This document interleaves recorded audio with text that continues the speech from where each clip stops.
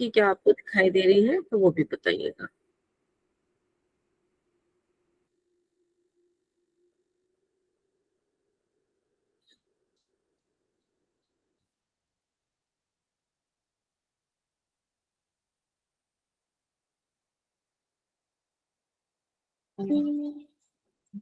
Okay, दिखाई दे रहा है सबको? जी मैम।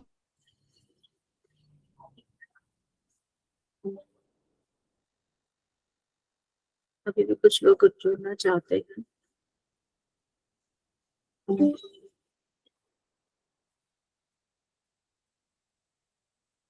चलिए, तो आज का टॉपिक है हमारा डाइजेस्टिव सिस्टम। डाइजेस्टिव सिस्टम से समझते हैं आप लोग क्या होता है? डाइजेस्टिव सिस्टम किस लिए है? पाचन क्रिया के लिए। हाँ, पाचन तंत्र है हमारे शरीर के अंदर। जो भी हम खाते हैं, जरूरी है खाना हमारे जीवन के लिए, तो उस खाने को हमारे शरीर के लिए उपयोगी बनाना, या जो भी हम खाना भी खाते हैं उसको हम पाचन तंत्र की मदद से ही वो हमारे शरीर में कार्य करता है। ठीक है, तो पहले हम बात करेंगे जो हमारा डाइजेस्टिव सिस्टम है। डाइजेशन बेसिकली कई प्रोसेसेस इसके अंदर आते हैं। डाइजेस्टिव सिस्टम में क्या होता है, जो भी हम खाना खाते हैं उसके छोटे छोटे छोटे छोटे टुकड़े में उनको वो तोड़ता है, ताकि हमारा जो वो शरीर उन छोटे टुकड़ों से जो हमारे उपयोगी रस हैं, देखिए प्लीज सब लोग है ना बहुत लेट आते हो तो बड़ा मुश्किल हो जाता है। उपयोगी रस जो है वो हम ज्वाइन कर लिए हैं क्या? ओके, जो उपयोगी रस हैं उनको हमारे शरीर में उनको चूसा जा सके और वो हमारे उपयोग में आ सके। ठीक है ना? तो अनेक प्रकार के डाइजेशन के अंदर भी प्रोसेस होते हैं, जिससे कि उन रसों को काटा जाता है, काटा पीटा जाएगा, उनका जो है रस चूसा जाएगा, फिर वो आगे भेजे जाएंगे। तो ये एक वो प्रोसेस होता है।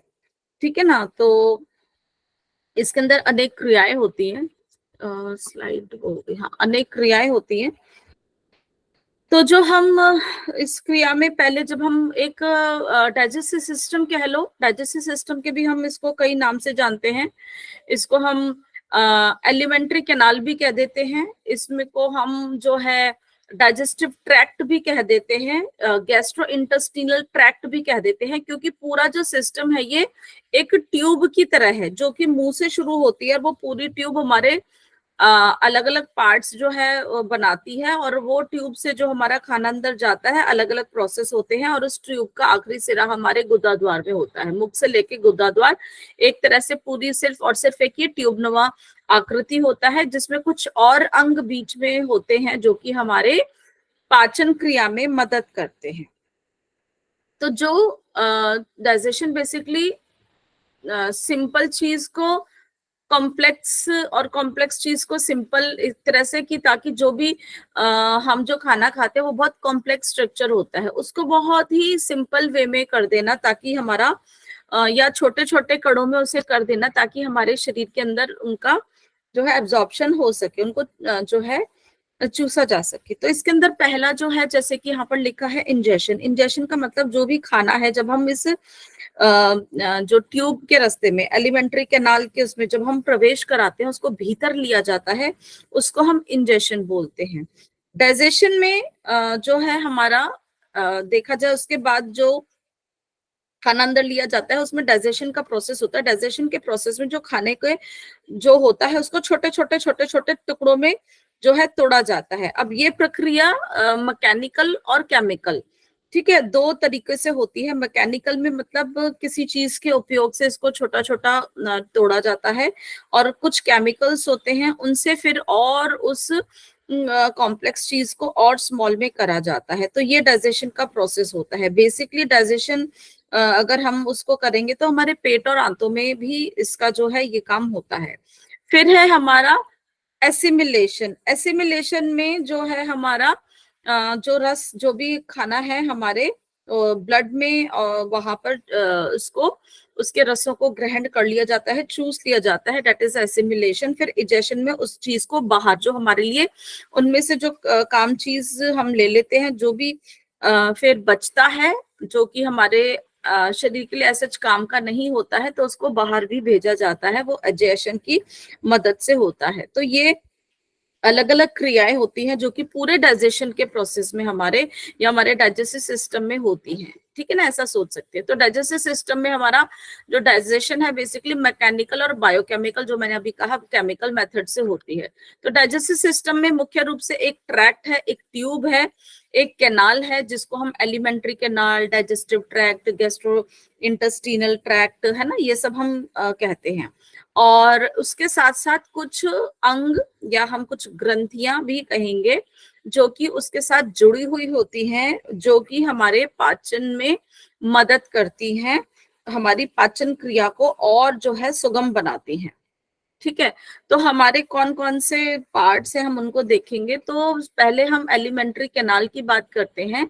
एलिमेंट्री कैनाल, जैसे कि मैंने आपको कहा, एक ट्यूब का आकृति नुमा है जो कि हमारे मुख से शुरू होता है और हमारे गुदा द्वार तक जो है ये जाता है, वहां पर एक तरह से खत्म होता है। और लगभग लगभग इसकी जो लंबाई है यहाँ पर जो बताई गई है 30 फीट लंबी, ठीक है ना, लगभग लगभग। तो इसमें जो अलग अलग जो पार्ट्स आते हैं वो है हमारा माउथ है, जैसे आप देख रहे हो हमारा मुख होता है। फिर हमारे मुख की जो गुफा होती है बकल कैविटी कहते हैं। फिर हमने रेस्पिरेटरी सिस्टम में पढ़ा था फेरिंग्स के बारे में, क्योंकि एक पार्ट हमारी सांसों के रास्ते का होता है, एक हमने बोला था हमारे मुख से होता है, तो जो मुख वाला पार्ट होता है वो हमारा फेरिंग्स होता है।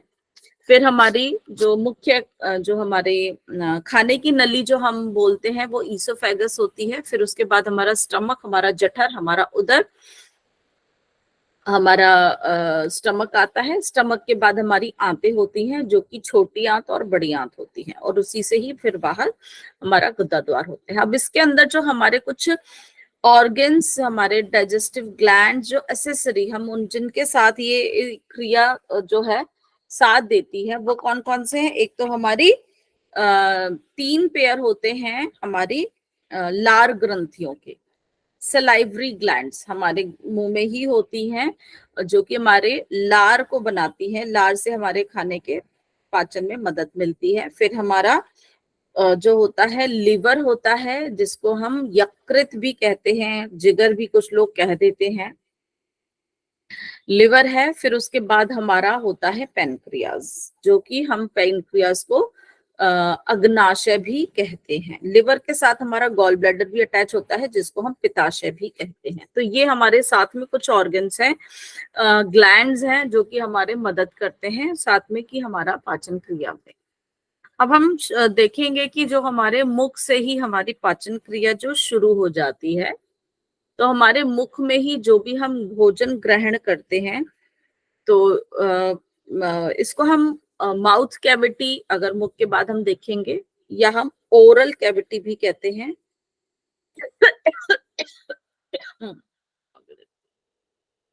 अगर इस पिक्चर में आप देखोगे तो ये हमारी पूरी, एक मिनट, ये पूरी जो हमारी जो है मसल्स और हड्डियों से बनी हुई होती है, मांसपेशी और हड्डियों से बनी हुई होती है, और उसकी अंदर की जो लाइनिंग हमारी म्यूकस मेम्ब्रेन से भी होती है, ठीक है ना। हमारे जो मसूड़े, हमारे जो गाल हैं अंदर से, उसके उसमें आप देखते हो ना, अंदर से हमारे मसूड़े और गाल भी वहां पर होते हैं। तो ऊपर आप देख रहे होगे जो हमारे मुख में है, एक बार मैं इसको पॉइंटर कर दूं। हाँ, ये हमारी पूरी जो है माउथ कैविटी है, मुख जो है गुफा है। और ऊपर देखो हड्डी होती है यहाँ पे हमारे, जिसमें कि हमारे पैलेट बोन होती है, जो कि हमारे तालू को बनाती है। आगे का जो होता है हमारे दांतों के ऊपर से देखोगे ये हार्ड होता है, बिकॉज बोन होती है। पीछे हमारा सॉफ्ट पैलेट होता है, ठीक है, तालू जो मुलायम वाला होता है। तो ये हमारे क्या बनाता है, मुख की छत को बनाता है, ठीक है। आगे का जो होता है हार्ड पैलेट है और पीछे वाला सॉफ्ट पैलेट है। और साइड पे हमारे जो है गाल हैं अंदर की तरफ से, जैसे कि इसमें ऐसे नहीं पता चलेगा पर आप जानते ही हैं। तो इसमें हमारे बाहर की तरफ होठ होते हैं, ओष्ठ होते हैं, दांत भी हमारे इसमें मदद करते हैं, दांत हमारे मसूड़े में होते हैं, बकल कैविटी जो हमारी, इसको हम बकल कैविटी भी कह देते हैं। तो ये हमारा मुख का है। तो जो हमारे सॉफ्ट पैलेट के नीचे का जो भाग होता है यहाँ पर है ना, इसके नीचे लटकता है, उसको हम क्या बोलते हैं, वाला, क्या बोलते हैं, युआला। ये आपको जो बीच में कुछ लोग कहते हैं ना कि तालू लटक रहा है ना, क्या बोलते हैं कुछ लोग, और इसका नाम भी लेते हैं एक तरह से। बिल्कुल आप देखेंगे तो उसके नीचे बिल्कुल बीच में हमें लटका हुआ सा नजर आता है। ओके, तो ये हमारी इसमें हमारे जीभ भी होती है, जो कि जीभ भी हमारे मदद करती है हमारे पाचन क्रिया में। तो यहीं पे हमारा सबसे पहले जब हम खाना लेते हैं तो मैकेनिकल मतलब जैसे मशीनों से काटने भी, अब यहाँ मशीन तो नहीं है, लेकिन जो यहाँ पे डाइजेशन जो मैकेनिकल होता है वो किसकी मदद से होता है, हम कोई खाना है दांतों से काटते हैं, उसको छोटा छोटा काटते हो ना, साबुत तो नहीं खाते हो, कोई भी फल है या जो भी आप अन्न खाते हो, फिर उसे चबाते हो। ये सारे दांत हमारे इस चीज में मदद करते हैं। दांतों का बहुत बड़ा रोल होता है इसमें, और खाने में और उसको हमें चबाने में। और उसके बाद यहाँ पर जीभ की मदद से हम उसको पूरा अच्छे से उसको मदद करते हैं कि एक हमारा बोलस टाइप का जो बन जाता है, जिसको हम फिर हम क्या बोलते हैं, मैस्टिकेशन, जो कि इसको चबाने में उसको, ताकि वो आगे हमारा आराम से पच भी जाए।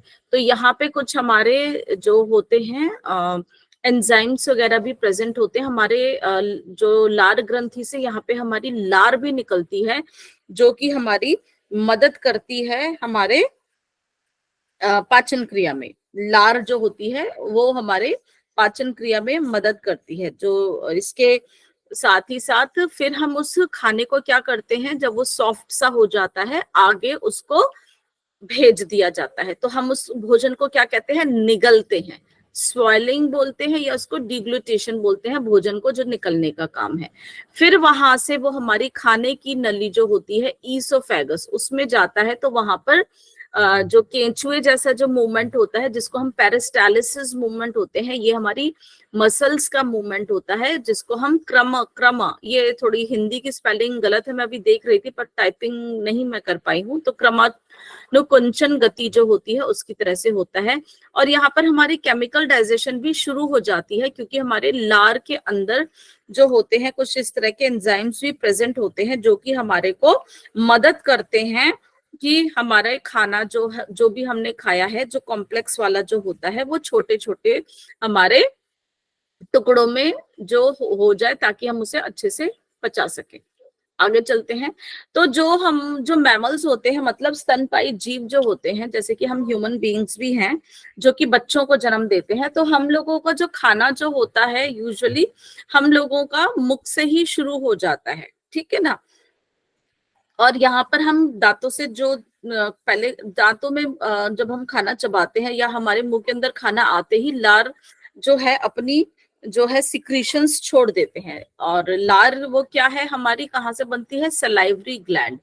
तो सलाइवरी ग्लैंड जो होते हैं हमारे में 3 जोड़े में है, राइट साइड पे 3, लेफ्ट साइड पे 3, तो दोनों मिला के जो है जोड़े 3 हो गए, है ना। वहां पे लार को भेज दिया जाता है, उसके अंदर कुछ एंजाइम्स प्रेजेंट होते हैं, जो कि हमारी खाने का जो कॉम्प्लेक्स जो मटेरियल होता है उसको छोटे छोटे टुकड़ों में करते हैं। तो जो हमारा सलाइवा लगभग लगभग हमारा, यहाँ पर अगर हम पिक्चर में देखोगे आप, ये हमारे जो दिखाई दे रही है ये हमारी लार ग्रंथियां हैं, ठीक है। इनके क्या क्या नाम है एक बार हम उनको देख लेते हैं। पहली है पैरोटिड ग्लैंड, उन तीनों में सबसे बड़ी होती है पैरोटिड ग्लैंड। यहाँ पे देखोगे कान के पास होती है पैरोटिड ग्लैंड। ये दोनों हमें चेहरे के साइड की तरफ, कान के नीचे की तरफ ये पाई जाती है। और जो भी लार बनती है तो आप देखोगे इसमें पिक्चर, पैरोटिड डक्ट आप देख रहे होगे, है ना। ग्रंथि से इस ट्यूब के माध्यम से लार हमारे मुंह में आती है, ठीक है।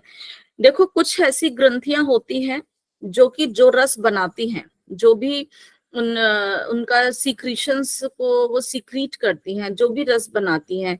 एक तो होती है जो ट्यूब के माध्यम से कहीं पे पहुंचाती हैं, कुछ होती हैं जो कि डायरेक्ट जो होती है ब्लड में दे देती है, फिर अपने आप वहां पे चला जाता है। इसके बारे में मैं आपको और बताऊंगी, पर ये चीज अभी थोड़ा ध्यान कर लेना। तो यहाँ पर ट्यूब के माध्यम से जो हमारे रस निकल रहा है, ठीक है ना। तो शरीर में दो तरह की ग्रंथियां होती हैं हमारे।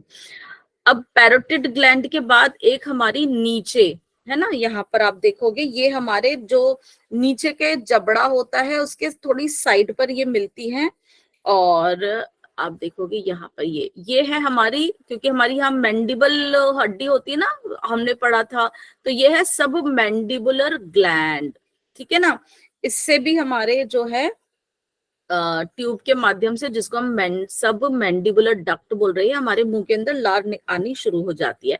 फिर एक होती है हमारी जो कि एक तरह से जीभ के नीचे की तरफ होती है, जो कि हम बोलते हैं सब लिंगुअल ग्लैंड। आप दिख रहे होगे ये वाली जो बीच में दिख रही है ना, नीचे वाली सब मैंडिबुलर, सब लिंगुअल और पैरोटिड ग्लैंड, ठीक है। तो इन तीनों से, इनमें जो डक्ट्स होती हैं वो इनके रस को हमारे मुंह के अंदर छोड़ देती हैं जब भी हमारा खाना आता है। लेकिन कई बारी ये वैसे भी अपना रस सिक्रीट करती रहती हैं, क्योंकि हमारा मुंह कभी भी ड्राई नहीं होता। इनके अंदर जो इनका सिक्रीशंस होती हैं वो हमारे कई काम करती हैं हमारे मुख के। अब जैसे मैं बात कर रही हूँ तो बोलते बोलते मेरा गला बहुत सूखा हो जाएगा, तो अपने आप ही मेरे मुंह के अंदर क्या होगा, अभी मैं खाना नहीं खा रही हूँ लेकिन ये इनका काम होगा कि लार ये बनाएंगे और उसको जो है ये मेरे मुख के अंदर छोड़ देंगी, ताकि मेरा मुंह जो है ड्राई नहीं हो, है ना। तो खाना खाते हुए भी यही होता है। एक तो मुंह जो खाना खाते हुए उसको जो है नमी भी दे देता है, ताकि वो इजीली हम उसको ले, और हमारे मुंह के अंदर जो एक तरह का जो सॉफ्टनेस, जो मॉइस्चर आना चाहिए बेसिकली, वो ये हमें दे देता है। तो हमारे जो सलाइवरी ग्लैंड्स में से जो सलाइवा बनता है बेसिकली, वो हमारा 1 से 1.5 लीटर जो है डेली बनता है। डेली हमारा जो सिक्रीशन है वो कितना है, 1 से 1.5 लीटर है। और ये हल्का सा, बहुत ज्यादा नहीं, हल्का सा एसिडिक होता है, स्लाइटली, बहुत ही मामूली सा। हमारा जो न्यूट्रल पीएच कितना होता है, ना एसिडिक ना हमारा जो है ना एल्कलाइन, कोई बता सकते हैं? 7.0 मैम। 7 है ना, 7 होता है। तो ये 7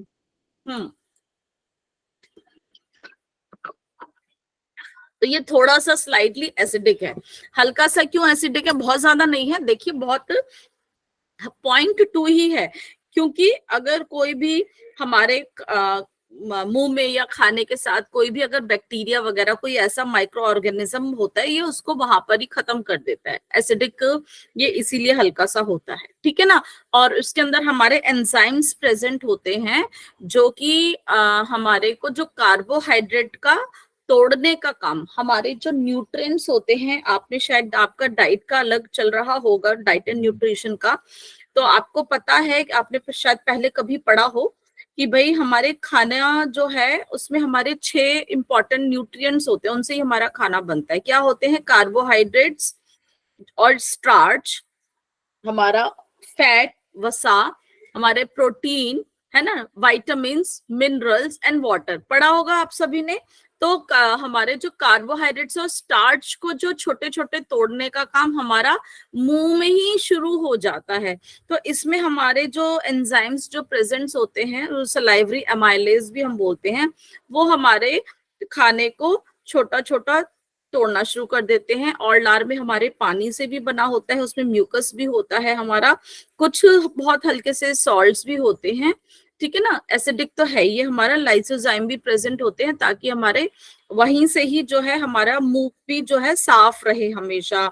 यहाँ पर जो है कोई भी बैक्टीरिया हमें जो मुंह में जो है, अगर मान लो कई बारी खाना नहीं खाते लेकिन कुछ भी ऐसे होते हैं, मुंह खोलते हैं हम लोग तो बैक्टीरिया वगैरह होते हैं, तो ये हमारे मदद करता है, उसकी प्रोटेक्शन करता है। और ये कार्बोहाइड्रेट्स की डाइजेशन में बेसिकली मदद करता है हमारा सलाइवा, कार्बोहाइड्रेट्स या स्टार्च, दोनों एक ही उसमें हम अभी मान के चलेंगे। तो सलाइवा ये हमारे स्टार्च को तोड़ने का बेसिकली काम करता है। और जो इसका सलाइवरी अमाइलेज हम इसको बोलते हैं, जो इसके एंजाइम का नाम है, उसको हम टाइलिन भी बोलते हैं। क्या है वो? टाइलिन। सलाइवा अमाइलेज जो है इसका नाम होता है हमारा टाइलिन। लेकिन ये है कि टाइलिन केवल राइप व कुक्ड स्टार्च, मतलब जो पका हुआ होता है, कच्चे पे नहीं काम करता। अब स्टार्च किस में प्रेजेंट होता है? अगर थोड़ा बहुत अगर आओ, स्टार्च मैंने अभी आपको बताया था, स्टार्च या कार्बोहाइड्रेट हम एक ही मान के चलेंगे। स्टार्च किस में प्रेजेंट होता है? कौन से भोजन में प्रेजेंट होता है? व्हीट हम वगैरह चावल सीरियल्स, चावल में मान के चलेंगे, आलू में भी बहुत होता है स्टार्च। अब कार्बोहाइड्रेट्स तो हमारे जितने भी अनाज हैं, हमारे गेहूं है ना, चावल है, बाजरा है ना, इन सबको हम जो अनाज वाली चीजें हैं वो हमारे कार्बोहाइड्रेट से निर्मित है। स्टार्च में भी होता है, लेकिन जैसे हमारे आलू में, चावल में स्टार्च कहा जाता है ज्यादा है। तो लेकिन जो ये कार्बोहाइड्रेट्स को पचाता तो है, लेकिन किस पर कार्बोहाइड्रेट को पचाता है, किस स्टार्च को पकाता है?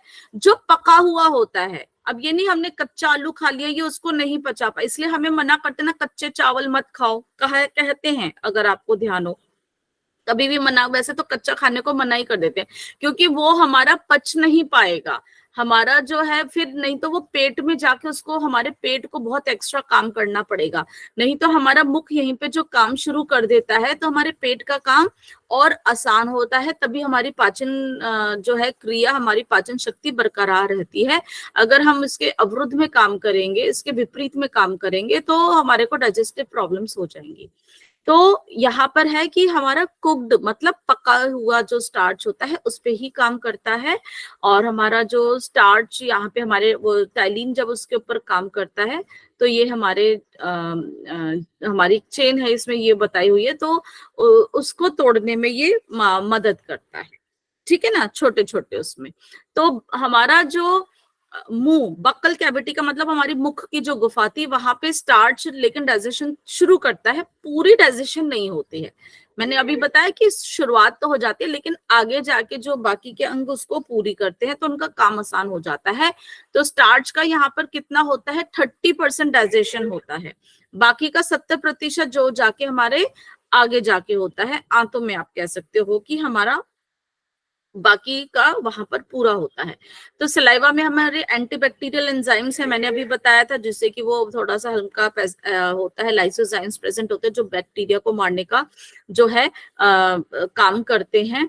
और ये जो हमारे जो एबनॉर ग्लैंड्स, इसके अंदर हमारे कुछ प्रेजेंट होते हैं, जो कि हमारे डॉर्सल लेवल पर होते हैं। ये जो सलाइवरी ग्लैंड की ही तरह इसमें होते हैं, इसमें पिक्चर नहीं है, हाँ पिक्चर नहीं है, जिसमें कि एंजाइम्स, उनके भी एंजाइम्स होते हैं, वो हमारे जो है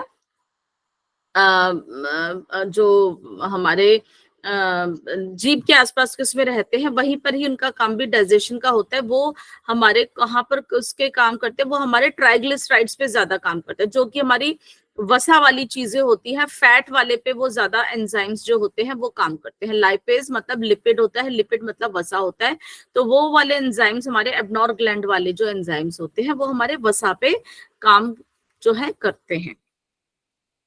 अच्छा, इसमें अब मैं एक चीज और ऐड कर देती हूँ आपकी, यहाँ पर हमारी जीभ का भी मुख्य कार्य है, ठीक है ना। जीभ जो है हमारा क्या है? एक मसल है, लेकिन कैसी मसल है? वॉलंटरी मसल है। हम अपनी जीभ को कंट्रोल कर लेते हैं, कर सकते हैं कि नहीं, पर हम करते नहीं है। कहते हैं ना कि इसमें इतने जो बिना वो है, इसमें वार कर जाती है, ये बिना, ये तलवार से भी तीखी रहती है। तो एक वॉलंटरी मसल है, ये एक ऑर्गन जो हमारे माउथ में, हमारे फ्लोर पे, रूफ पे क्या था, छत पे हमारी क्या थी? पैलेट थी। ये हमारे नीचे बेसिकली रहती है, फ्लोर पे पाई जाती है।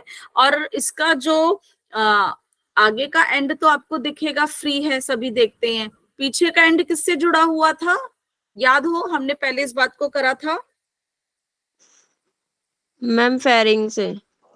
फेरिंग्स एक तरह से पार्ट है ना, hyoid Hyoid bone bone. हड्डी से जुड़ा है हायोइड बोन। Hyoid से जुड़ा। अगर आप देखोगे ये वाली जो बोन है इसमें ऐसा ये मान के चलो ये होगी, है ना। हायोइड बोन जो होती है ये उससे जुड़ी हुई होती है। और नीचे भी आप देखोगे जो जीभ जो है हमारे, जो उसकी जो बेसमेंट है, जो हमारे मुख का जो बेस है उसके बीच में से आप देखते हो कि कुछ जुड़ा हुआ है। देखते हो ना, जीभ काली सी नजर आती है, बीच में एक होता है। देखा होगा कभी, जीभ उलट के देखना, आपको बीच में से वो जुड़ी हुई नजर आएगी हमारे उससे। उसको हम जो जुड़ा हुआ पार्ट होता है उसका एक नाम होता है, वो हम बोलते हैं फ्रेनुलम। FRENULUM, फ्रेनुलम होता है। ठीक है, इस हम यही पिक्चर में खिचड़ी में कट करते हैं ना, खिचड़ी मुद्रा में।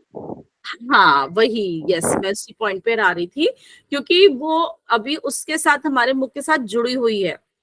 तो जब हम अपने योग में हमारी खेचरी मुद्रा का जब हम अभ्यास करते हैं, तो जिसमें हम दोहन, चालन, काटन वाला जो प्रोसेस होता है ना, जीभ को हम लंबा करते हैं, और उसको लंबा करने का जो होता है उस फ्रेनुलम को, बहुत ही एक पत्ता, उसमें एक प्रकार का पत्ता बताया है, तो उसमें बाल के बराबर, लेकिन वो ऐसा मत करिएगा कभी भी, वो बहुत टेक्निक होती है, गुरु के निर्देश में ही बताई गई है।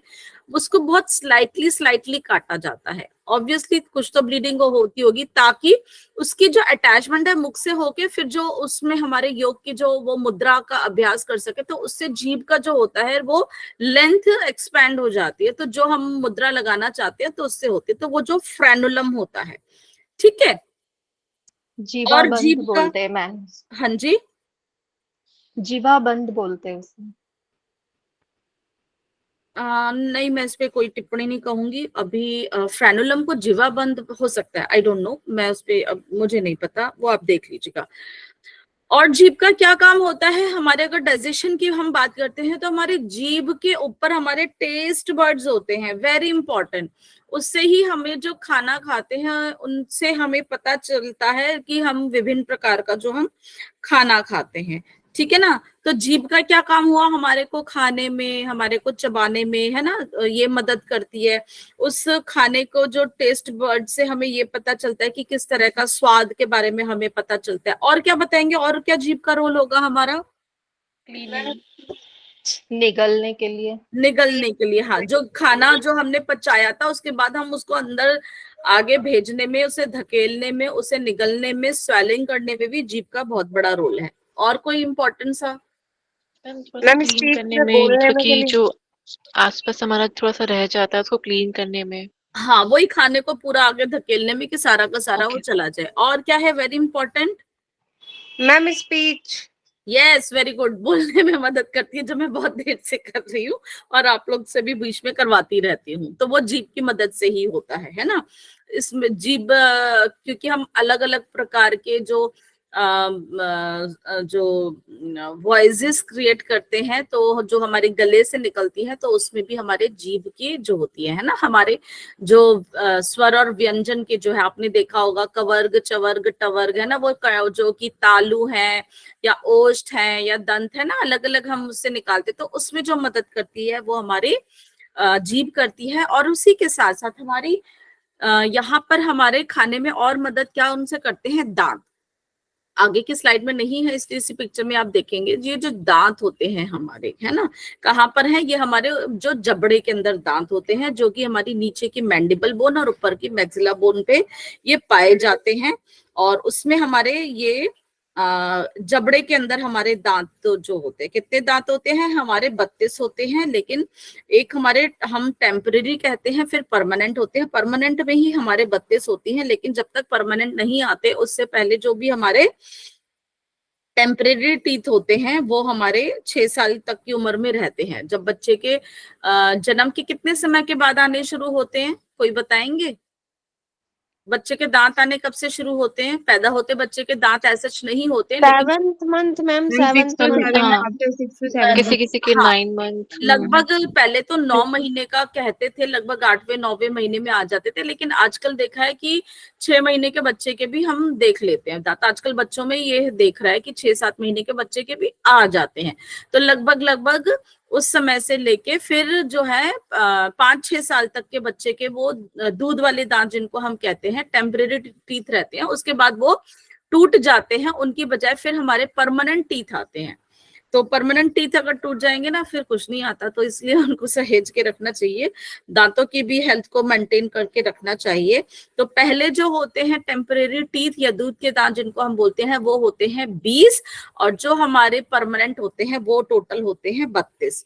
तो दांत हमारे जो होते हैं 2, 1, 2, 3, अगर हम 4 हिस्सों में अगर हम देखते हैं तो एक राइट साइड अपर वाले में हमारे बीच के जो हम देखते हैं शुरुआत करते हैं, तो बीच से इस साइड के जो होते हैं 2 दांत वो होते हैं कैनाइन, जो कि काटने में मदद करते हैं। उसके साथ फिर हमारा 2 इंसीजर्स होते हैं, बीच वाला इंसीजर होता है जिससे हम दांत काटते हैं। फिर उनके साथ एक नुकीला सा होता है कैनाइन, बड़ा ही नुकीला सा कैनाइन। जैसे आपने देखा होगा जो जानवर होते हैं जैसे बिल्ली है या डॉग के होते हैं ना, ऐसे ही हम सबके एक होता है। जो नॉनवेज वगैरह ज्यादा खाते हैं उनका बहुत प्रोमिनेंट भी होता है, जो नहीं खाते उनका थोड़ा सा कम शार्प होता है, बहुत एक शार्प सा कई लोगों के नजर आता है, वो हमारा होता है कैनाइन। फिर उसके बाद हमारे जो 2 दांत होते हैं 2, 1, 2, 3, ये फॉर्मूला याद रखिएगा 2, 1, 2, 3। फिर 2 होते हैं प्रीमोलर जो कि हमारे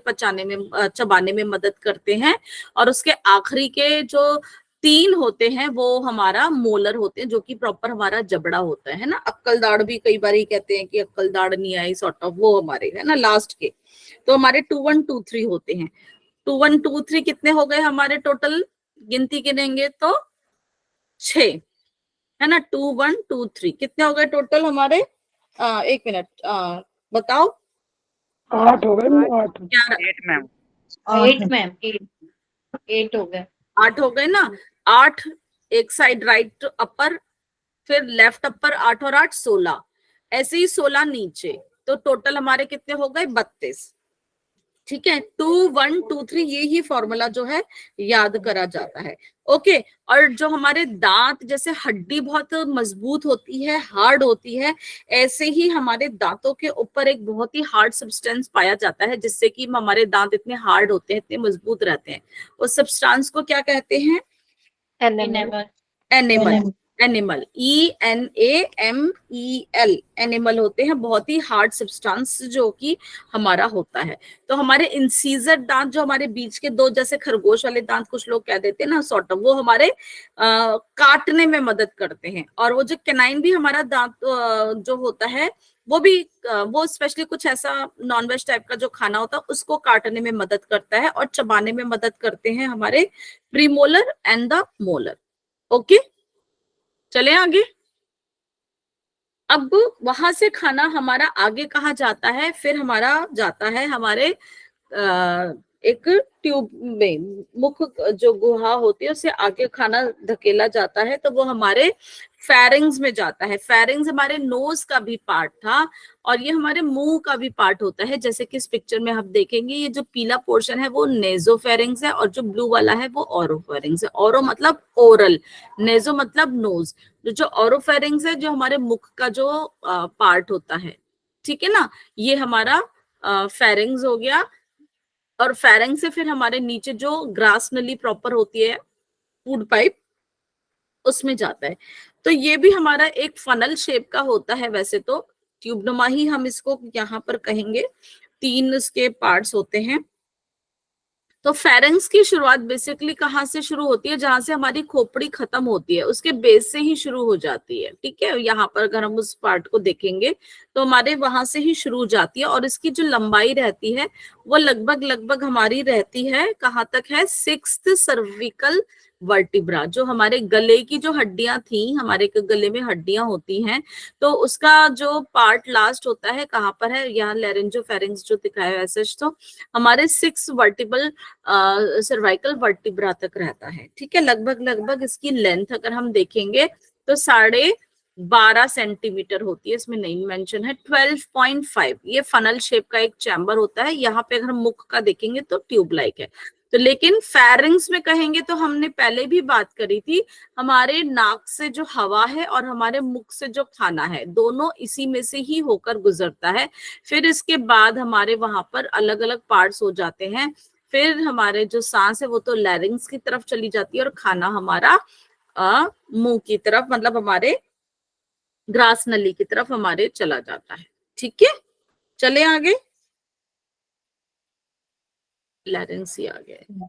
ठीक है, लैरिंग्स जो है वैसे तो हमारे आगे का पार्ट होता है, हमारे सांस का पार्ट होता है, लेकिन ये हमारे यहाँ पर इसका रोल होता है, क्योंकि जब खाना जाता है तो ये हमारे जो विंड पाइप को ढक लेता है कि खाना वहां ना जाए। तो जो वहां पर हमारे फेरिंग्स के उधर ही हमारे दो पार्ट्स होते हैं, एक होता है गलेट जो कि हमारा फूड पाइप की तरफ जाता है, ठीक है, और हमारा जो ग्लॉटिस होता है वो हमारा विंड पाइप की तरफ जाता है। ठीक है, गलेट जो छेद यहाँ पर हम उसके पार्ट को देखते हैं तो वो हमारा होता है खाने वाला ईसोफेगस की तरफ। ग्लॉटिस जो होती है वो हमारी जाती है ट्रैकिया की तरफ। ठीक है, और यहाँ पर हमारे ग्लॉटिस के ऊपर एक ढक्कन होता है जिसको हम बोलते हैं एपिग्लॉटिस, कार्टिलेज का बना होता है, ताकि उस समय हमारा क्या ना जाए, खाना ना जाए। तो ग्लॉटिस सामान्यतः खुला रहता है, लेकिन भोजन जब हम खाते हैं वो एपिग्लॉटिस से ढक दिया जाता है ताकि भोजन के कफ ट्रैकी में ना चला जाए। अगर कोई हल्का फुल्का चला जाता है तो हमें तुरंत खांसी आ जाती है और उस भोजन के टुकड़े को बाहर धकेल दिया जाता है, बाहर निकाल दिया जाता है। तो ये है हमारे लैरिंग्स। अब जो खाना हमारा आया है ऊपर से फेरिंग से होता हुआ, अब मुख्य रूप से जो हमारी खाने की नली में जाएगा जिसको हम बोलते हैं ईसोफेगस। ठीक है, आहार नाल का वो पार्ट होता है जो हमारे ऊपर फेरिंग्स और नीचे पेट के बीच में पाया जाता है, जिसको हम क्या बोलते हैं, ईसोफेगस कहते हैं। और ये 25 सेंटीमीटर लंबी होती है, जिसके आगे सांस की नली होती है जो कि क्या कहते हैं, ट्रैकिया, और जिसके पीछे रीढ़ की हड्डी होती है।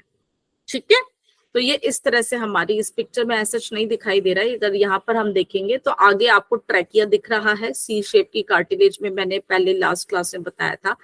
उसके पीछे हमारा खाने की नली होती है और उसके पीछे हमारी रीढ़ की हड्डी होती है। तो ईसोफेगस हमारे गर्दन में आगे ट्रैकिया, और ये फिर नीचे डायफ्राम से पास होती हुई हमारे स्टमक के अंदर जाती है। स्टमक कहाँ होता है, स्लाइटली लेफ्ट, आप देख रहे होगे ये लेफ्ट साइड पे, हल्का सा लेफ्ट साइड पर होता है, और ये हमारा स्टमक है। ठीक है, तो हमारा ईसोफेगस, इसकी लंबाई होती है 25 सेंटीमीटर। ये पूरी एक मसल से ही बनी है, मस्कुलर ट्यूब है। ठीक है, और फूड पाइप भी कहते हैं। इसके ऊपर जो है और नीचे भी यहाँ पर हमारे क्या होता है, ढक्कन तो नहीं कहेंगे, स्पिंटर होता है, मतलब वो बंद हो जाता है, वॉल्व टाइप का होता है, ताकि जो है कोई भी चीज उसके विपरीत दिशा में ना जाए, उसको वहीं पे कंट्रोल कर दिया जाए। तो हमारे जो ईसोफेगस से जब हमारा पेट शुरू होता है वहां पर जो है एक वॉल्व प्रेजेंट होता है, ताकि पेट का खाना वापस हमारे ऊपर आहार नली में ना जाए। उधर वॉल्व को हम बोलते हैं कार्डियक स्फिंक्टर। कार्डियक स्फिंक्टर क्यों बोलते हैं, क्योंकि हमारे स्टमक के ऊपर यहाँ पर हमारा हृदय भी होता है, तो उस वाली साइड को हम कार्डियक स्फिंक्टर बोलते हैं। नीचे वाले भी होता है, ताकि जो खाना एक बार पेट से निकल जाए वो वापस ना आए, उसका अभी हम नाम देखते हैं। ठीक है, तो हमारी ईसोफेगस के अंदर कोई रस नहीं निकलता, कोई जूस नहीं निकलता, यहाँ पर किसी भी प्रकार का पाचन नहीं होता, सिर्फ खाना केंचुए की जैसे मूवमेंट होती है, ऐसे धीरे धीरे धीरे धीरे जो है आगे पेट की तरफ धकेल दिया जाता है। मस्कुलर ट्यूब होती है, लेकिन अंदर इसके म्यूकस मेम्ब्रेन होती है। म्यूकस मेम्ब्रेन सिर्फ चिकनाई को बनाती है, तो ताकि हमारा खाना जो है आराम से सरक जाए। सूखा होगा तो प्रॉब्लम होगी ना, तो सिर्फ हमारी म्यूकस मेम्ब्रेन के अंदर जो है एपिथेलियल टिश्यू की लेयर होती है, ताकि हमारा भोजन जो है आराम से चला जाए। तो हमारी यहाँ पर जो मांसपेशी होती है, स्मूथ मसल्स ही ऑब्वियसली होती हैं, लेकिन ये हमारी थोड़ी सी हम वॉलंटरी और इनवॉलंटरी कह देते हैं, क्योंकि कई बार आपने देखा है कुछ खाना ऐसे होता है ना, जल्दी जल्दी खाना है तो हम अपनी मर्जी से थोड़ा सा कर लेते हैं ना, के नीचे चला जाए, है ना। तो स्लाइटली वॉलेंट्री होती है, वैसे वो इनवॉलेंट्री के ही उसमें हम देखते हैं। ठीक है, तो ये हमारा ईसोफेगस का ये पार्ट है। चले आगे, कोई दिक्कत तो नहीं? जी चल। तो जो हमने मुंह में खाना खाया उसको दांतों ने अच्छे से काटा, चबाया, सलाइवा ने उसको एक बॉलस टाइप का, उसको बॉलस हम बोलते हैं, बनाया। वो हमारे जीभ की मदद से और हमारा जो म्यूकस मेम्ब्रेन की मदद से बहुत सॉफ्ट हो गया।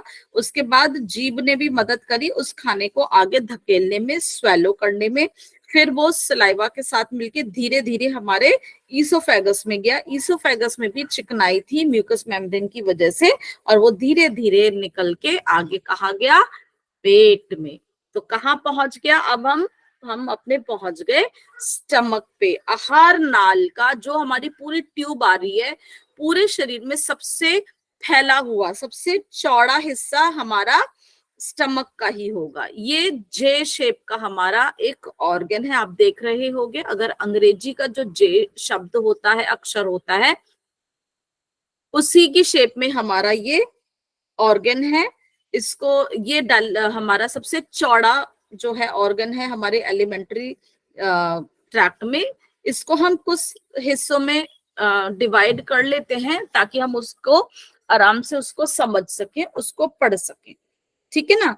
तो ईसोफेगस के नीचे क्या आ गया हमारा? अब यहाँ पर आपको ये पीले रंग की जो ट्यूब नजर आ रही है, ये ईसोफेगस है। उसके बाद हमारा पेट का जो है हिस्सा शुरू हो गया।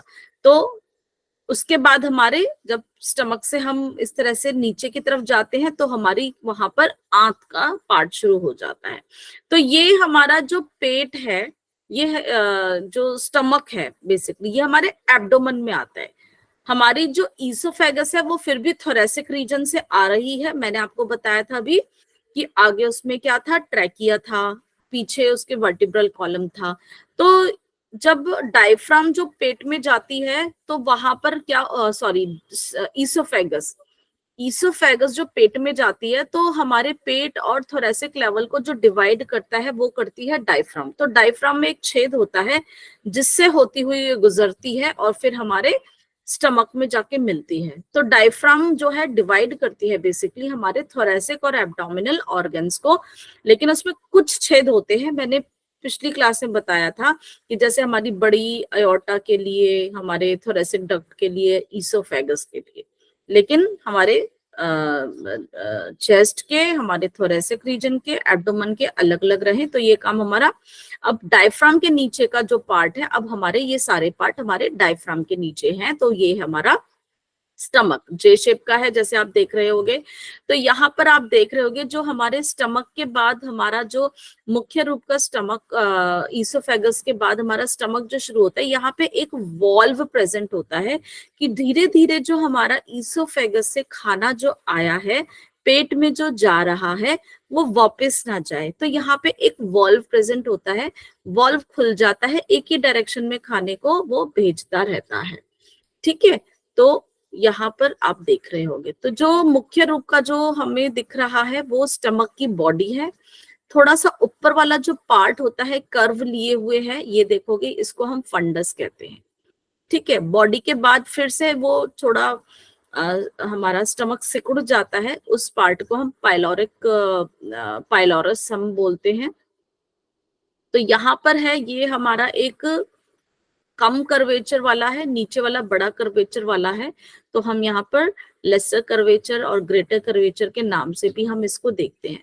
तो एक ये हिस्सा होता है, ये हमारा बनता है कॉन्वेक्स, ये कॉनकेव, ये वाला जो है अंदर की साइड, और बाहर वाला कॉन्वेक्स।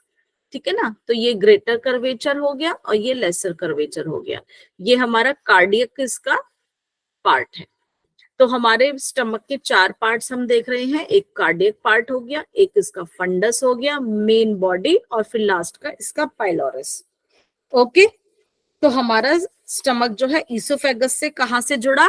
कार्डियक स्पिंटर के माध्यम से। और लास्ट का इसका होता है, यहाँ पर पाइलोरस पे भी स्पिंटर होता है, वॉल्व होता है, ताकि जो खाना बाहर निकल गया वो वापस पेट में ना आए। तो वहां पर भी एक स्पिंटर मतलब वॉल्व होता है एक तरह से, वो होता है हमारा पाइलोरस स्पिंटर। ठीक है, तो फंडस हमारे पेट का सबसे ऊपर वाला हिस्सा है और बॉडी सबसे बड़ा पार्ट होता है, और सबसे लास्ट का हमारा वैसे एंट्रम बोलते हैं, पाइलोरस एंट्रम भी हम इसे बोलते हैं, ये हमारा सबसे आखिरी हिस्सा है हमारे पेट का। तो अब हमारे पेट का काम क्या है? पेट का काम क्या है कि जो हमारा खाना अब धीरे धीरे धीरे धीरे यहाँ पर आया, अब ये उसको जैसे दही हम मथते हैं वैसा काम करेगा, मतलब और उसको पतला करना है, और उसको जैसे बेसन का घोल या आप डोसा वगैरह बनाते हो ना, उससे ऐसा ही कुछ उसको पतला वाला इस तरह से उसको बना देता है, ताकि जितने भी हमारे जो हम भोजन खा रहे हैं ना, उसके जो भी अच्छे से मिक्स हो जाए, अच्छे से पूरा सब मिक्स हो जाए, कुछ भी ऐसे ना रहे। तो यहाँ पर हमारे जो ये प्रोसेस होता है उसको हम चर्निंग प्रोसेस भी कहते हैं, चर्निंग मूवमेंट होता है ये।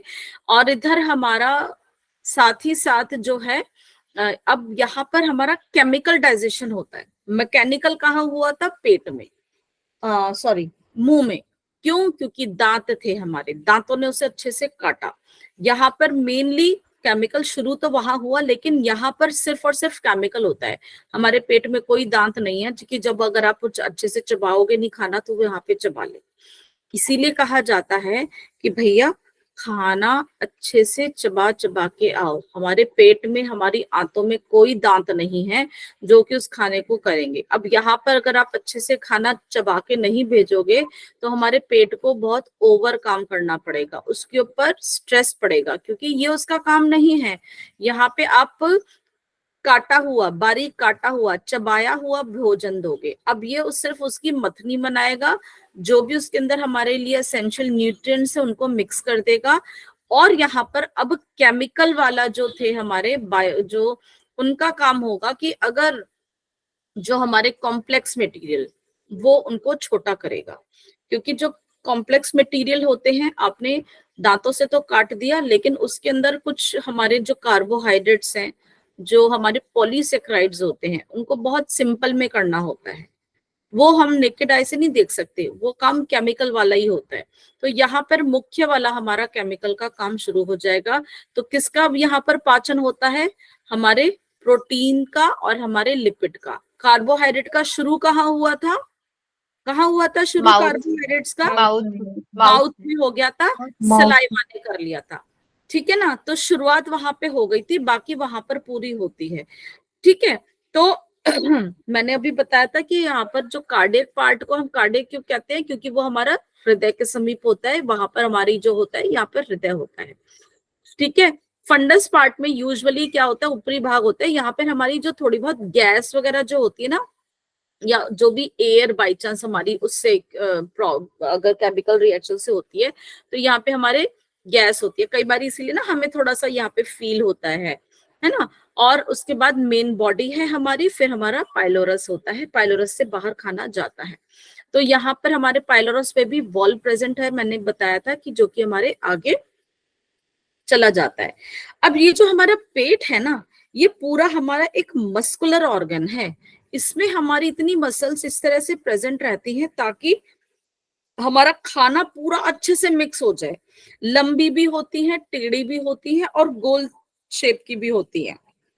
ऑब्वियसली कौन सी मसल्स होंगी? स्मूथ मसल्स होंगी, ताकि हमारा खाने का मूवमेंट अच्छे से, क्योंकि मूवमेंट तो मसल से होता है ना, वो अच्छे से पूरा जो है मिक्स हो जाए आपस में। और इसी के साथ साथ हमारे अंदर, क्योंकि जितने भी हमारे हॉलो ट्यूब्स या हमारे इंटरनल ऑर्गन्स हैं हमारी, उनकी प्रोटेक्टिव लेयर कौन सी होती है? बाहर और अंदर एपिथेलियल टिश्यू। तो हमारे यहाँ पे एपिथेलियल टिश्यू, जो कि म्यूकस मेम्ब्रेन हम इसको कह सकते हैं, उससे होती है। म्यूकस मेम्ब्रेन का यहाँ पर बहुत बड़ा रोल होता है, क्योंकि हमारे पेट के अंदर बहुत सारे ऐसे केमिकल्स हैं कि कहीं वो नुकसान ना पहुंचाए, ठीक है ना। तो हमारे पेट के अंदर दो स्पिंटर्स हमने देखे थे। स्पिंटर मतलब एक तरह से वॉल्व की, हमारे खाना आया अंदर, और ये देखो इसमें तो पानी की तरह ही दिखाई, इतना पतला खाना मतलब होता है, जैसे मैंने बताया पतला सा बेसन का घोल ना, चीला टाइप का बनाते हो आप लोग, पकोड़े वाला नहीं, चीला वाला, डोसा वाला, उस और भी उससे पतला। तो कार्डियक वॉल्व और पाइलोरिक वॉल्व, क्या करता है, खाने को विपरीत दिशा में जाने से रोकता है, जैसा उसकी आगे भेजने की है, तो इसका वही काम होता है। जब हमारा पेट खाली होता है, जब हमारे उसमें कुछ काम नहीं होता, मतलब खाना नहीं खाया होता, तो हमारा ना जैसे झुर्रियां सी पड़ी हुई है, ऐसा हमारा पेट नजर आता है, फोल्ड्स नजर आते हैं, सिकुड़ा सा लगता है। जब अच्छे से भर जाता है तो पूरा पेट हमारा जो है जे शेप आकार का तब लगता है। अगर खाना नहीं होता तो वो प्रॉपर जे शेप नहीं, सिकुड़ा हुआ सा लगता है। ये रिंकल्स दिखाई दे रहे हैं जिनको हम र्यूग कहते हैं, गैस्ट्रिक रग, ठीक है ना, ये इस तरह से आप देख रहे होगे। और क्या है, सिर्फ और सिर्फ हमारे मसल्स हैं। जब पेट में अच्छे से खाना आता है तो हमारी ये जो रग है ये गायब हो जाते हैं। ओके, ठीक है। आप देखोगे ये खाना जो आया है ना, तो खाना यूजुअली नीचे की तरफ रहता है या ऊपर वाले पार्ट में हमारे एयर प्रेजेंट रहती है ना, ठीक है। चलो आगे चलते हैं। हमारे जो पेट के अंदर जो खाना रहता है उसको डाइजेशन में टाइम लगता है, लगभग 4 से 5 घंटे ये हमारे पेट में ही रहता है। वो सारे केमिकल्स इसके ऊपर काम कर रहे होते हैं पाचन क्रिया में। कौन सा पाचन होता है हमारे पेट में, किस चीज का होता है? केमिकल केमिकल्स तो हेल्प करते हैं। डाइजेशन किसका होगा, कौन से न्यूट्रिएंट्स का होगा? प्रोटीन का। कार्बोहाइड्रेट उसके अलावा, स्टार्च के अलावा, हाँ, उनका नहीं होता। उसके अलावा हाँ, अगर आप खाना शुरू करते हो ना, पानी पी पी के उस बेचारे सलाइवा को काम नहीं करने देते हो, ठीक है ना, वो क्या होता है, जो बिना चबाया हुआ भोजन आपके पेट में चला जाता है, सलाइवा भी साथ में बह गया और पेट के अंदर वो बेचारे काम नहीं कर पाते हैं। इसीलिए आजकल इतनी पेट की बीमारी हो रखी है, क्यों? वहां पे डाइजेशन प्रॉपर होता नहीं है। आगे जाके होता है तो इतना नहीं हो पाता है, होते हैं ना आजकल, मेरा तो वो नहीं है, क्योंकि खाने के बीच में पानी डाल डाल के सटा देते हो। अरे भैया, सलाइवा को दे रखा है काम, हल्का करने दो, उसको पचाने दो। नहीं, हम तो पानी की मदद लेंगे, हम तो पानी पी के उसको काम ही नहीं, सलाइवा भी कहते हैं चल ये इसने तो पानी पी के पाचन करनी है, छोड़ मैं भी क्यों अपना रस बताऊं, धीरे धीरे वो भी आराम में ही रहती है, बनेगा ही नहीं। पानी पी पी के एक रोटी खाई, चबाई नहीं, जरा सा काटा, पानी से सटक लिया, 1-2 बार धसकाएगा, ओए खाना टक गया, सांस नहीं आ रहा, फिर यूज्ड हो जाते हैं। लेकिन अगर आप किसी ऑर्गन को अच्छे से काम नहीं करने दोगे, अपने सिस्टम को ठीक नहीं रखोगे, खाने का तरीका नहीं बदलोगे, तो आगे जाके हमारे कहीं ना कहीं दिक्कत आएगी। तो जो हमारे पेट के अंदर कुछ जूस होते हैं, ठीक है, गैस्ट्रिक जूस बोला जाता है, जो कि हमारा ये चर्निंग मूवमेंट जो उसको मथने का काम करते हैं, ठीक है ना। तो भोजन का जो हमारा बेसिकली कहाँ पे शुरू हो जाता है, जो हमारे माउथ में जो हमारा जो बनता है उसको हम बोलस बोलते हैं, और ये जो हमारा पेट में चर्निंग मूवमेंट के बाद जो हमारा बनता है इसको हम क्या बोलते हैं, काइम, CHYME, चाइम बोल दो, काइम बोल दो, कुछ लोग अपने अपने वो बोल देते हैं, ठीक है। This is the spelling, chyme बोलते हैं, CHYME, काइम। ओके, तो गैस्ट्रिक जूस का बहुत बड़ा रोल है।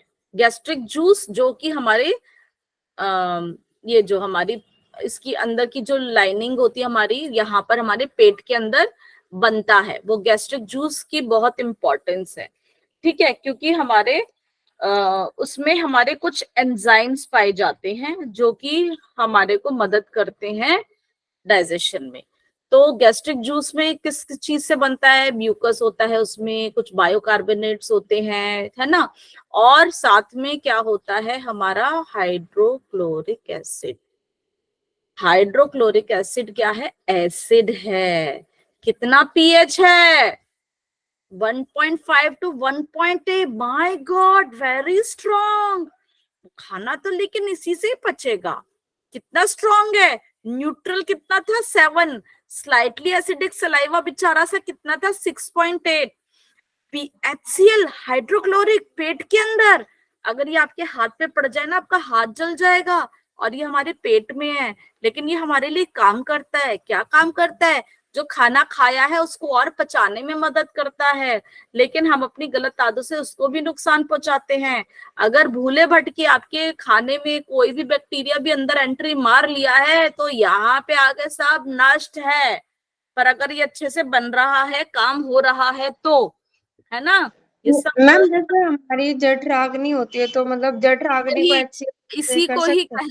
सकते हैं कि वही जठराग्नि जो है, क्योंकि this is also acidic, highly acidic, बहुत जबरदस्त वाला है, आप पीएच आप देख ही रहे हो, है ना। तो ये हमारे खाने को बेसिकली बहुत ही मदद करता है कि उसको हम बिल्कुल मथ देता है, जैसे अभी हमने पढ़ा कि दही जो मथ जाती है, ठीक है ना। और यहाँ पे हमारे पेट के अंदर एंजाइम्स भी और प्रेजेंट होते हैं। तो हमारा जो यहाँ पर होता है पेप्सिन एंजाइम प्रेजेंट होता है हमारे पेट में, गैस्ट्रिक जूसों में, जो हमारे बायोकार्बोनेट से कुछ एंजाइम से, जो कि किसके ऊपर काम करते हैं, प्रोटीन के ऊपर। तो हमारे प्रोटीन का पाचन शुरू होता है यहाँ पर। जैसे हमारे कार्बोहाइड्रेट का पाचन कहाँ शुरू हुआ था, मुंह में हो गया था, पूरा कहाँ होगा, आंतों में जाके। यहाँ पर भी प्रोटीन का पाचन शुरू हो जाता है, पूरा कहाँ होता है, इंटेस्टाइन में जाकर।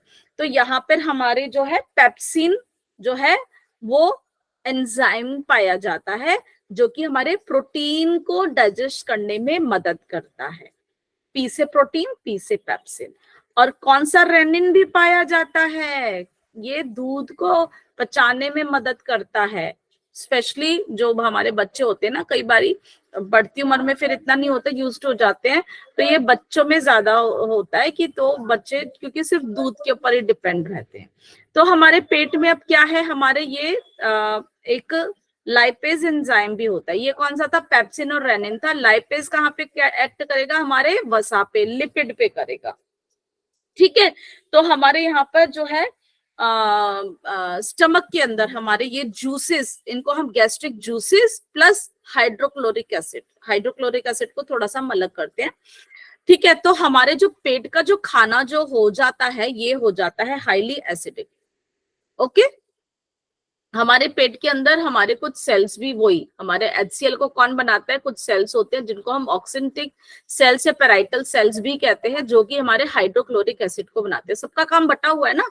तो हमारे खाने में जो भी बैक्टीरिया आता है उस HCl उसको डिस्ट्रॉय कर देता है, और हमारे जो जाइमोन्स द्वारा जो भी हमारा कुछ हमारे जो हमारे पेप्सिन और रेनिन बनाते हैं, तो हमारे वो एंजाइम सेल्स होते हैं, उन्हीं वो एंजाइम्स उनको बनाते हैं। कौन सा, हमारे पेप्सिन और रेनिन, वो हमारे डाइजेशन में मदद करते हैं, ठीक है ना। तो ये हमारे पेप्सिनोजेन जो हमारा एंजाइम होता है, HCl मिलके हमारा ये पेप्सिन जो प्रोटीन को डाइजेस्ट में मदद करता है, फिर प्रोरेनिन और HCl, क्योंकि पहले हमारे इनएक्टिव पेप्सिनोजेन और प्रोरेनिन बनता है, HCl के साथ मिलके फिर वो पेप्सिन और रेनिन हो जाते हैं, जो कि हमारी डाइजेशन में मदद करते हैं। तो पेप्सिन जो है वो हमारा can also digest collagen of connective tissue fibre, connective tissue के फाइबर्स को भी पचा लेता है, इतना वो स्ट्रांग होता है। परंतु हमारे जो बाल और नाखून में कौन सा वहां पर होता है प्रोटीन, केराटिन, उसको नहीं कर पाता है ये। तो हमारे जो हम उनको नहीं पचा पाते हैं। तो प्रोटीन जो पेप्सिन जो बना हमारा HCl के साथ, तो उसका भी pH जो है थोड़ा सा हमारा एसिडिक की तरफ हो जाता है, ठीक है ना, जो कि हमारे मदद करता है प्रोटीन को डाइजेशन में। और रेनिन जो होता है वो बच्चों में ही ज्यादा होता है, बड़ों में इतना नहीं होता। इसीलिए बच्चे क्या करते हैं, दूध फटा हुआ जो है ना, कई बार उलट देते हैं, तो कहते हैं अच्छा है अच्छा है, तो बच्चे का मतलब दूध जो है डाइजेस्ट हो गया, इसका मतलब। तो ये इस तरह से, क्योंकि रेनिन जो है वो कैसिन पर अटैक करता है, जो कि हमारा एक सॉल्युबल जो है प्रोटीन है, बाद में हमारे उसकी जरूरत नहीं पड़ती है। तो ये जो कर्डलिंग ऑफ मिल्क वाला जो प्रोसेस होता है वो इसीलिए होता है।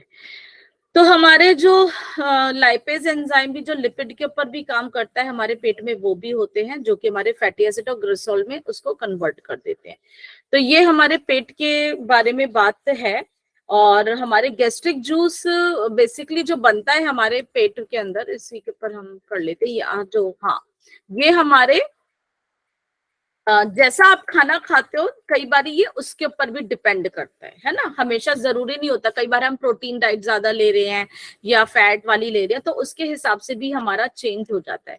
तो जो हमारा गैस्ट्रिक जूस है ना, लगभग अगर यहाँ पे नहीं मेंशन है, हमारा डेली कितना बन सकता है हमारा गैस्ट्रिक जूस, सलाइवा कितना बन रहा था, 1 से 1.5 लीटर। हाँ। और हमारा जो गैस्ट्रिक जूस बनता है 20 लीटर एक दिन में, लगभग, ठीक है। बोलस को वो काइम में कन्वर्ट कर देता है, एसिडिक होता है बहुत, सारे खाने को ये एसिडिक कर देता है, लेकिन यहाँ पर हमारा पानी भी पाया जाता है, जैसे देख रहे हो ना, पानी भी पाया जाता है, तो इसको हमारे खाने को बहुत लिक्विड में जो है कन्वर्ट कर देता है। तो हमारे यहाँ पर किस डाइजेशन की शुरुआत हो गई? प्रोटीन की और हमारे फैट की, ठीक है। तो इसके बाद जो अब हमारा खाना जितना लिक्विड सा था, एसिडिक था, अब कहाँ जाएगा? आगे की आंत में जाएगा, जो कि कल हम इसको करेंगे। अब जो खाना खाए उसको पचने दो, कल बात करेंगे। 3-4 घंटे अब ये पेट में पड़ा रहेगा, तो लगभग हम 24 घंटे के बाद आपसे मिलेंगे। कोई प्रश्न है तो आप पूछ सकते। जी मैम, आपने बताया था HCl किस प्रकार बनती है, सेल क्या बता रहे थे मैम, उसको बता देंगे। हाँ जी, HCl किस प्रकार बनती है मैम, ऐसा बता रहे थे। उसके सेल्स से ना, ऑक्सीडेंटिव सेल्स होते हैं, उनका काम होता है उसको बनाना, सबका काम बटा हुआ है, ठीक है। एंजाइम सेल्स जो थे अभी हमने उनके नाम पढ़े थे, और हमारे